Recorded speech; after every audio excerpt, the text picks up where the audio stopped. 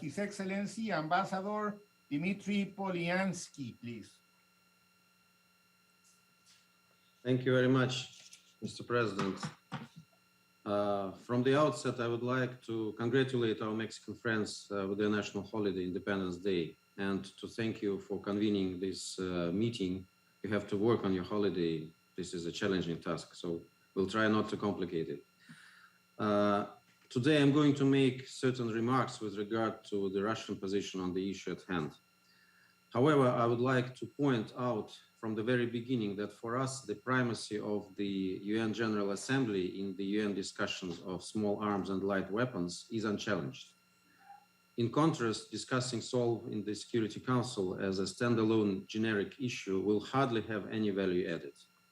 In our view, currently there is no need for the Council to engage into discussions on this topic unless Council-mandated arms embargoes in specific countries or regions are violated. We strongly believe that specialized sanctions committees have all the necessary tools at their disposal to tackle such matters. Mr. President, the Russian Federation traditionally approaches the issue of countering the illicit trade in SALW as a priority. SALW remain one of the most widely used type of weapons in regional and local conflicts. They surpass other weapon categories by digits in terms of death toll. Terrorists and organized criminal groups master new ways to expand illegal stockpiles of SALW. Their criminal activity is usually focused on the regions and countries with high political instability. As the result, it is the civilian population that suffers the most. Unfortunately, we can see this in many regions of the world, for instance, in Africa, South America, and Middle East. Regrettably, uncontrolled distribution of SALW is typically driven by far too liberal national regulations in this field or by remaining breaches at national export control regimes. The risks of SALW falling into the hands of unauthorized recipients, in particular non-state actors, are mounting. In many instances, suppliers, blinded by mere profits or political alignments, completely disregard potential implications for the end use of these SALW. Nor do they care about who will gain control over these stockpiles in the end. In addition, some countries with excessive stockpiles of SALW, instead of due elimination process, rush to sell these excesses without necessary precautions and proper selection of future buyers. Many brokers in the arms market also tend to evade their due responsibilities. Another serious challenge is the production of SALW under expired licenses or without a license granted by the owners of the technologies.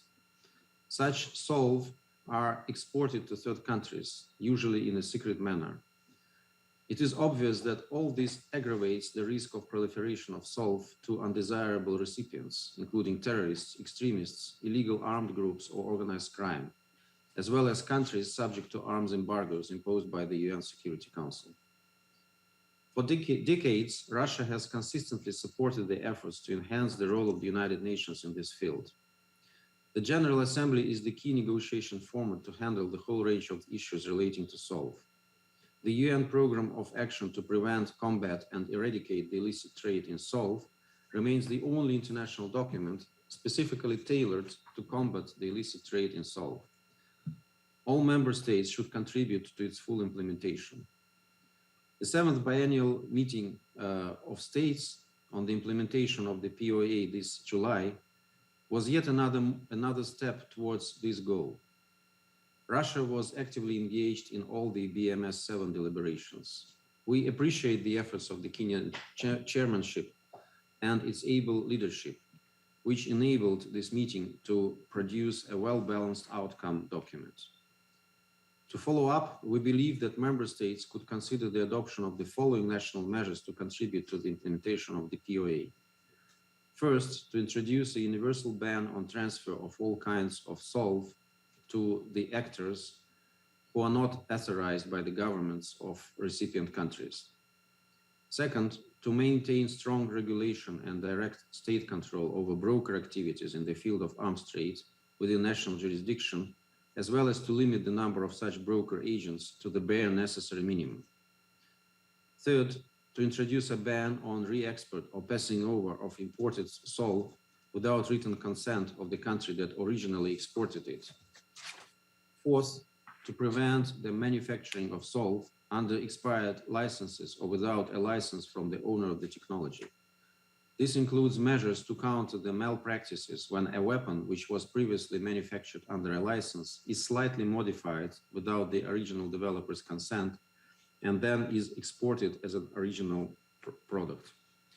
To conclude, I would like to reiterate that it is a sovereign prerogative of member states to manage circulation and stockpiling of SALW, to determine optimal standards for their physical security, marking and stockpiling, as well as to choose methods and technologies for eliminating the excesses of these weapons.